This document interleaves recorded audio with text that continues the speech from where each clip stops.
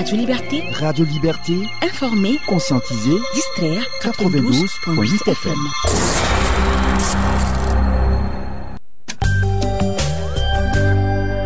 La grande édition du journal. Présentation d'Asmani Nyangani. À la une de cette session d'information, la série noire des attaques terroristes continue d'endeuiller des familles burkinabées. Au moins 6 militaires tués ce jeudi à Toyini dans la boucle du Mouhoun et un policier tué à Solhan dans le Yaga. Afin de mieux mener efficacement le travail de sensibilisation des populations dans la lutte contre le terrorisme, les organisations de la société civile doivent se débarrasser de toute connexion politique. C'est l'une des conclusions de la 3e session du cadre de concertation et de dialogue État-OSC qui a clos ses travaux ce jeudi 27 décembre.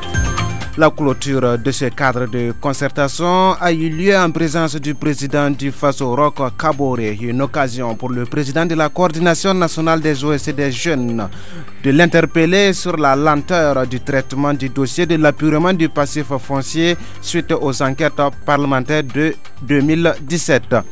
Le ministère en charge de l'administration territoriale entend réussir l'effectivité de l'enregistrement de tous les enfants à la naissance. Il a de ce fait réuni les acteurs du domaine de l'état civil autour d'une réflexion de validation des manuels de suivi, évaluation et relatifs.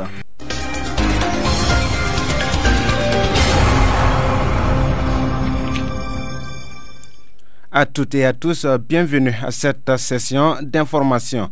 Nouvelle attaque terroriste meurtrière. Au moins 6 militaires ont été tués ce jeudi dans une embuscade à Toyini, localité située à une 50aine de kilomètres de Tougan dans la région de la boucle du Mouhoun, a rapporté notre confrère radio Omega qui cite une source sécuritaire.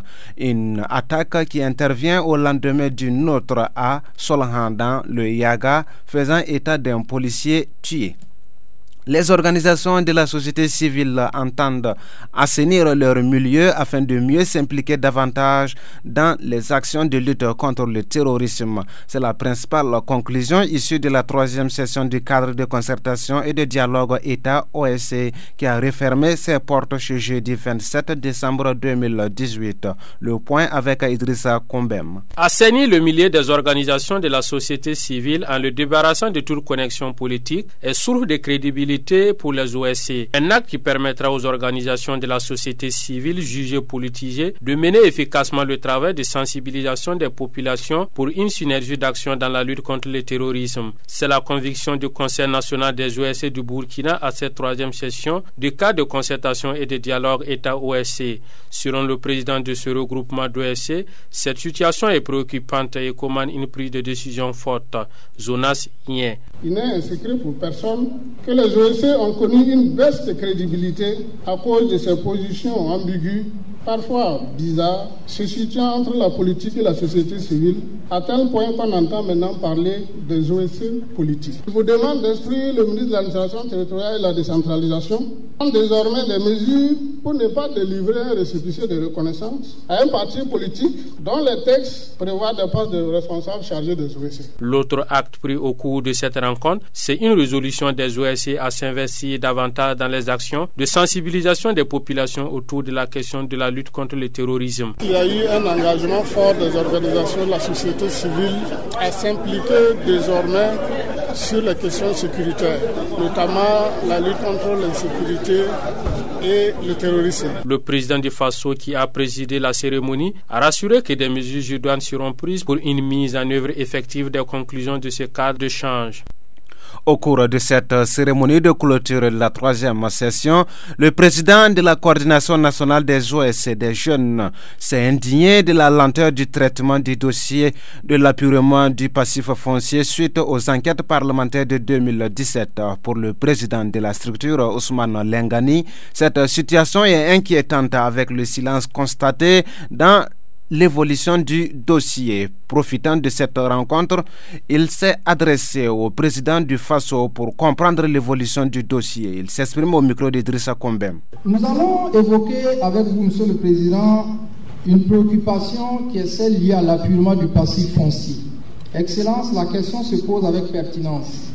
En effet, suite à l'enquête parlementaire qui a donné lieu à des débats en plénière le 13 octobre 2016, des commissions ad hoc ont été mises en place dans plusieurs régions de notre pays. Des conclusions ont été transmises au gouvernement. Et après ce gigantesque travail, c'est le silence. Un silence inquiétant. Excellence, où en sommes-nous dans la suite à donner à l'appurement de ce passif foncier?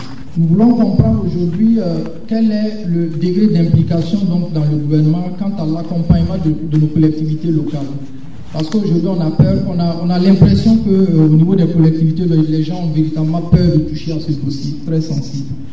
Excellence, en plus de cette question d'accompagnement donc, de nos collectivités, nous ne pouvons pas rater cette occasion également de porter à votre connaissance que les membres des commissions chargées de l'appurement du passif foncier jusqu'à aujourd'hui ne sont pas rentrés en possession de leur rétribution.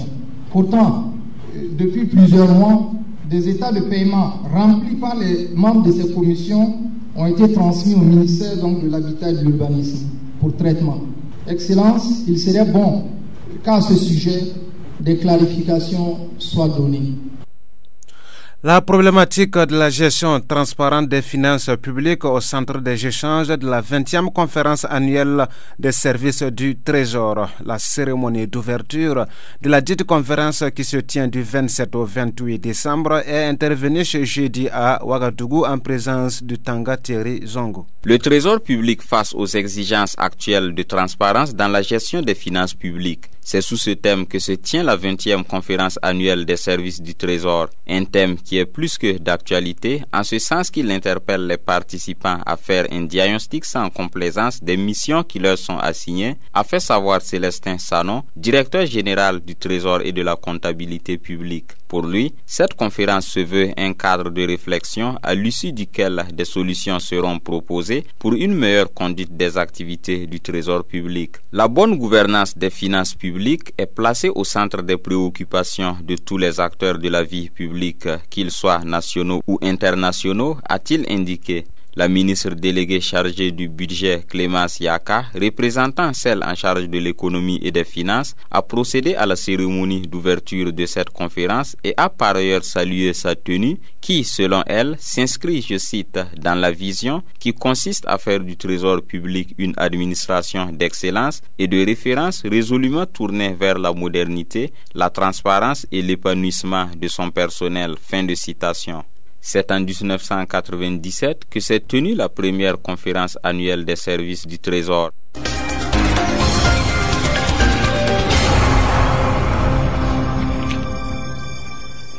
Rendre effectif l'enregistrement de tous les enfants à la naissance au Burkina Faso afin que tous soient dotés d'actes de naissance. C'est l'objectif visé par le ministère de l'administration territoriale et de la décentralisation. Pour l'atteindre, le dit ministère a ouvert un atelier de 48 heures pour valider le manuel de suivi et évaluation du plan d'action en cours de la stratégie nationale de l'état civil révisé au Burkina Faso. Nous y étions pour l'ouverture, suivant ce compte rendu avec la voix de Danouma Ismaël Traoré. Le plan d'action 2017-2021 de la stratégie nationale de l'état civil révisé au Burkina Faso souffre de l'absence d'un manuel de suivi et évaluation, d'où la tenue d'un atelier ouvert ce jeudi qui va permettre de se doter d'un document y afférent. Le directeur général de la modernisation de l'état civil, Maxime Bouda, revient sur l'opportunité du dit atelier. Nous avons eu une première stratégie de l'état civil élaborée en 2012 et en 2017 nous avons révisé cette stratégie. Et le bilan qui a été fait pour cette première stratégie là, nous sommes rendus compte que le système de suivi et évaluation a péché, que nous avons corrigé donc cette insuffisance et aujourd'hui nous sommes réunis pour la validation. À l'en croire, le système de suivi et évaluation qui sera issu de cette rencontre va permettre l'enregistrement de tous les enfants à la naissance. L'état civil connaît donc l'intervention de plusieurs acteurs, plusieurs structures, plusieurs ministères. L'état civil est confié prioritairement au ministère de l'administration territoriale et nous devons, avec l'ensemble de ces structures, structures-là, voir quels sont les goulots d'étranglement. Faire en sorte que tous les enfants soient enregistrés à la naissance, ce qui n'était pas le cas. Et que chaque enfant puisse avoir son acte de naissance et qu'il n'y ait pas des enfants le jour de l'examen ou à la veille de l'examen qui se retrouvent sans acte de naissance. Pour lui, la résultante d'un état civil performant est une base de données qui permet une planification harmonieuse du développement. Le ministère de l'administration territoriale et de la décentralisation attend ainsi de l'atelier un document consensuel et exploitable par tous les acteurs de l'état civil. Des Ouagavillois l'ont certainement constaté depuis la veille de la fête de la Noël, les bruits des pétards retentissent dans nombre de quartiers de la capitale. Et pourtant, dans un communiqué en date du 19 décembre dernier, le ministère de la Sécurité rappelait que l'importation, la vente et la détention des pétards pour divertissement sont formellement interdites. Le dit communiqué annonçait qu'un contrôle rigoureux allait être exercé par les forces de sécurité et tout contrevenant s'expose à des sanctions. Finalement, le constat est que les mesures prises par les autorités contre l'importation, la vente et la détention des pétards ne sont nullement efficaces. Un auditeur de Radio Liberté s'est indigné sur cette situation au cours de notre émission Parole aux auditeurs. Nous vous proposons sa réaction. On dit de ne pas faire. On dit c'est interdit. On dit arrête de ne plus utiliser les pétards. Dans les années précédentes, quand il n'y avait pas de problème, mais personne ne parlait. Mais aujourd'hui, on dit de ne plus faire parce que nous nous trouvons vraiment dans une situation où les choses ne sont plus comme avant. Arrêtons au moins pour quelque temps. Et dès que vous voyez les jeunes qui commencent à tirer, dès que vous commencez à leur parler et disent que c'est la fête, ils perdent avec leur argent, ils font ce qu'ils veulent. Parce que dans mon quartier, c'est des personnes responsables même qui font ça. Moi, les enfants de 15 ans, on peut dire qu'ils utilisent les petits pétards. Mais des gens qui peuvent utiliser des pétards de 12 coups, mais c'est pas donné à des petits enfants. Que de ce côté, moi, je pense que si vraiment il y a un trophée à donner du côté de l'incivisme, la jeunesse ouagalaise a eu le trophée. Par exemple, le commerçant qui a fait venir le pétard, c'est pas un enfant.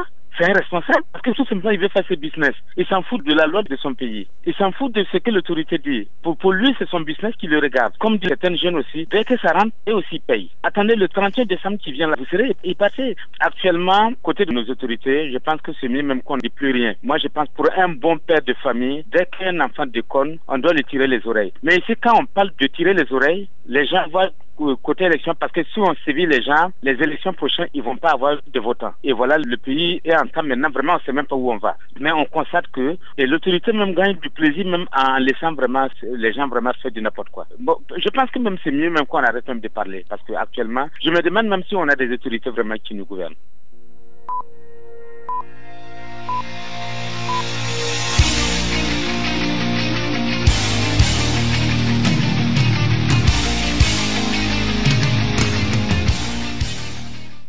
Hors de chez nous, un réseau de journalistes soudanais défendant la liberté d'expression a lancé ce jeudi une grève de 3 jours afin de protester contre la répression par le gouvernement de manifestants dénonçant la hausse des prix du pain. Les journalistes ont appelé le peuple soudanais à continuer leur manifestation jusqu'à ce qu'ils obtiennent la victoire en renversant le régime du président Omar el-Béchir au pouvoir depuis 1989. À Madagascar, les résultats provisoires de la Commission électorale nationale indépendante rendus publics ce 27 décembre donnent Andry Rajoelina gagnant du second tour de l'élection présidentielle. Il comptabilise 55,66% des voix contre 44,34% pour son adversaire Marc Ravalomanana. Selon ce dernier, les résultats sont entachés de fraude. La balle est désormais dans le camp de la Haute Cour constitutionnelle malgache qui a 9 jours pour proclamer les résultats définitifs. En République démocratique du Congo, plusieurs centaines de personnes ont manifesté ce jeudi à Beni contre le report des élections générales prévues ce dimanche 30 décembre. Cette manifestation s'est déroulée sous forte présence policière à Goma, chef-lieu de la province du Nord Kivu. Le site de la chaîne Africa News qui rapporte l'information ajoute que des coups de feu ont été entendus et des grenades lacrymogènes ont été tirées par la police et au moins 6 personnes ont également été interpellées selon le média. En Chine, pour terminer, l'ancien chef du contre-espionnage, Man Jian, a été condamné ce jeudi à la prison à vie pour corruption. Dans un communiqué, le tribunal du Liaoning, dans le nord-est du pays, a déclaré qu'il a été reconnu coupable d'avoir touché des pots de vin. Man Jian a été arrêté en 2015 après avoir signé pendant plusieurs années sur les services d'espionnage et contre-espionnage chinois. C'est tout pour ce journal mis en ondes par Tiona Sanogo. À toutes et à tous, merci de nous avoir suivis. Excellente suite de programme sur Radio Liberté.